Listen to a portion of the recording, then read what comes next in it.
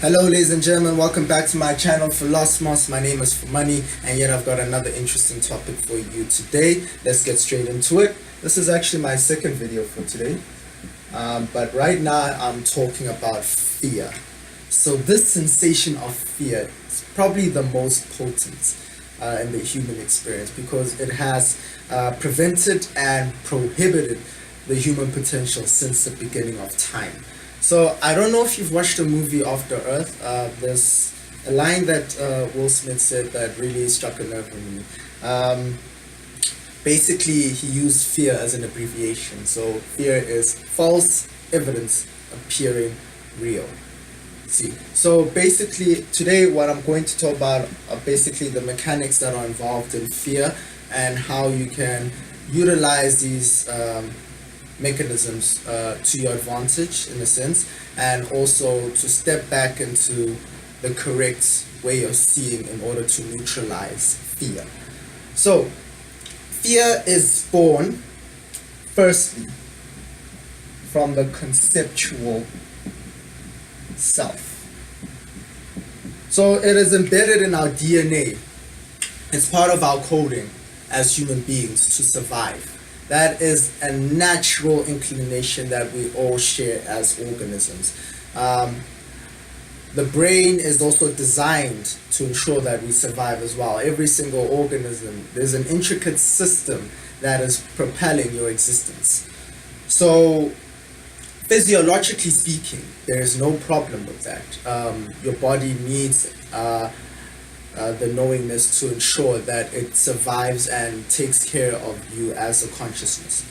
However, there's another kind of fear that actually occurs, because in essence the body doesn't necessarily create fear. It only experiences fear that is created from the conceptual self. So what the conceptual self has, it has this underlying premise that it is separate from the world. I've elaborated on this previously in my other videos, but basically this conceptual self is a self that exists in your mind. It is this image that you have of yourself, and this image that you have of yourself has preferences. It has things that it doesn't like, it has things that it thinks are beneficial for it, and things that it thinks are detrimental for it. But these are all concepts, and as you find yourself moving in existence, you realize that the conceptual self doesn't necessarily have a clear understanding of what it truly desires. Its desires are constantly fluctuating and changing. But nonetheless, this is how fear is born, through this conceptual self. So this conceptual self, as I said, feels as if it's encountering the world, and it feels as if it needs to protect itself from the world. So it automatically projects itself into the future and scans out the environment in the future that can create the sensation of fear, because the conceptual self looks for that, because the natural wiring of the brain is steered to the negative. Why? Because the brain needs to screen out the environment and see what it is it needs to avoid and the things that it needs to move towards. So the brain is only designed to ensure that you survive. It is not designed to ensure that you thrive. No, the brain is literally wired to ensure that you survive. So that is the basic premise of the conceptual self, that it needs to survive in this world. Thus, it accumulates more and more concepts, more and more ideas, and it attaches itself to them. And when these concepts and these ideas are contradicted by the world, there's that sensation of fear, because now this conceptual self is wondering if its survival, it's fearing if its survival is under attack. So the conceptual self is basically the template, the blueprint in which creates fear, because this conceptual self carries around images of potential things that may happen and things that have happened which may happen at present time. So just to show you just how illogical the experience of fear is with the conceptual self, let me give you an example. So let's just say your boss calls you, let's just say you're employed, and your boss calls you and tells you that he really needs to speak to you, or she really needs to speak to you, and that you need to come to work early for that meeting. So, of course, this is a natural situation that can spark up anxiety, worry, and fear. But let's just investigate as to how inappropriate it is to experience a sensation of fear in this moment. So, from the moment of time that you hear that message to the point in time to which you get to the meeting and actually step in and actually have that conversation, in that process, there is no necessity at all to experience fear. One should be in pure consciousness or in a neutral state, because the sense of fear is not going to change what's going to happen. In fact, what actually will transpire is that your experience of fear will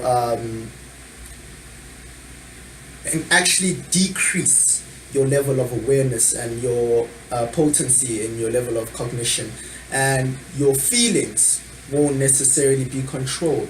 Thus, you'll enter that situation from that fearful state, and which increases the probability that it doesn't go well. So fear has a self-perpetuating system. It's like a self-prophecy. The thing that you fear, you create that in your reality, and the more and more you hold that picture in your mind, the more you train and order your physical body to feel the sensations of that reality. And thus, when you get into that particular reality or a situation that could breed that reality, you find yourself behaving in the exact same way you would in that picture that you held in your mind that brought about that fear. So the conceptual self basically perpetuates fear. It creates a cycle within fear in which it's very hard and very difficult to escape it. Another way in which fear comes into our experience is through our interpretation of time. So our interpretation of time is incorrect, as I've stressed many times. We have this sensation that there's a future and that there's a past. And what this conceptual self does is that it continuously projects itself into the future. And by doing that, also the past as well, but mainly to do with the future. When it does this, what actually happens is that it looks into the future and looks at things that it needs to avoid, things that it needs to negate. So normally the natural inclination of our imaginations are steered towards looking at the worst case scenario, which then brings about fear in the present moment. But in the present moment, when you actually study the present moment, there's an absence of fear, because the present moment takes things as they are, takes things as they happen. It deals with reality, and 9 out of 10 times reality is presenting danger. The 1% is actually created in your mind, the sensation of fear. The environment, we've actually refined it in such a way that we don't have to necessarily continuously worry that there's going to be a lion that comes out the bushes, or another predator that comes and threatens our existence. That's something we had to worry about back when we were still Neanderthals and whatever you called that period in human history. However, it's just that was necessary back then. Right now, in our present time, the things that we are fearing are born within our minds, okay? And they're also born within this conception of our time. So we're constantly looking to the future and looking at things that may go wrong. And because we're doing that, we're training our physiological bodies, as I stressed before, to prepare for that reality. So in preparation, you're actually creating that reality. When you look at quantum physics as well, you realize that your observation is very powerful. When you look at your reality, the state to which you observe it will determine what you observe. So if you're looking at reality and you're looking at time through a fearful perspective, then you'll only extract fearful responses from that situation. So that is another way in which fear creates itself, is through time. So another way, in fact, this way is probably the most important thing that we actually need to investigate, is our lack of trust. In essence, fundamentally speaking, fear is a lack of trust. We feel as if existence fundamentally is against us. We feel as if life is something we need to conquer. Life is kind of has a tinge of cynicism. Life can actually be quite sinister, and that's why we have this deep underlining sensation that we cannot trust life and all the contents within life. But when you actually investigate this, trust is actually a natural state. You don't have any concern whatsoever down to the cellular components of your body. You're not worried whether or not your immune system is doing what it needs to do. You're not worried whether or not your heart is beating in the correct way. Of course, these worries and concerns only come when we have a focus on it. But naturally speaking, you're not worried about the inner processes of your body. You're not worried whether the sun is going to come out tomorrow. You're not worried about the next step that you're taking at this particular moment. So trust is a fundamental thing that every organism needs to carry around in existence. I'm not sure if it was Plato or Socrates. I think it was Socrates. I'm paraphrasing what he said here. He basically said that sometimes even to live takes courage. And courage is born from trust. When you trust life, you trust that things will go according to plan, things will go according to the flow. If life brought you about in this present moment, right here, right now, and you're still breathing and you're still alive, you still feel the sensations of your body at this present moment, then you should trust. That should be your basic premise, is to trust. In fact, every organism that is alive should be operating on trust. A bird does not worry about when its next meal is going to come. A dog doesn't worry about that. Animals do not necessarily experience the sensation of anxiety as to where the next meal is going to come from. But we as human beings, because we have this conceptual self, because we have this idea of time, we have this sense that things may not go according to plan, or things may not go right per se. And of course, things sometimes do not go according to plan, and sometimes things do not go according to the way we wished it to happen. But from the polarized perspective, from a fearful perspective, from the perspective of lacking trust, we cannot see the bigger picture. We are too close to existence to actually realize that certain things that appear to be setbacks are actually things that are propelling you closer to the thing that you say you desire. So basically what I'm saying is that trust is a fundamental thing that one needs to carry through existence. And fear is born from a lack of trust. You have the sensation that existence will betray you, or something will actually go wrong. That's if you're looking at it relatively. Like, there are things that could go right and the things that could go wrong. Sam Harris, I'm not sure if it was actually Sam Harris, but he stated that everything is luck. So we can look at something as good luck or bad luck. So basically, existence itself is something that is a miracle. It's something that shouldn't be here.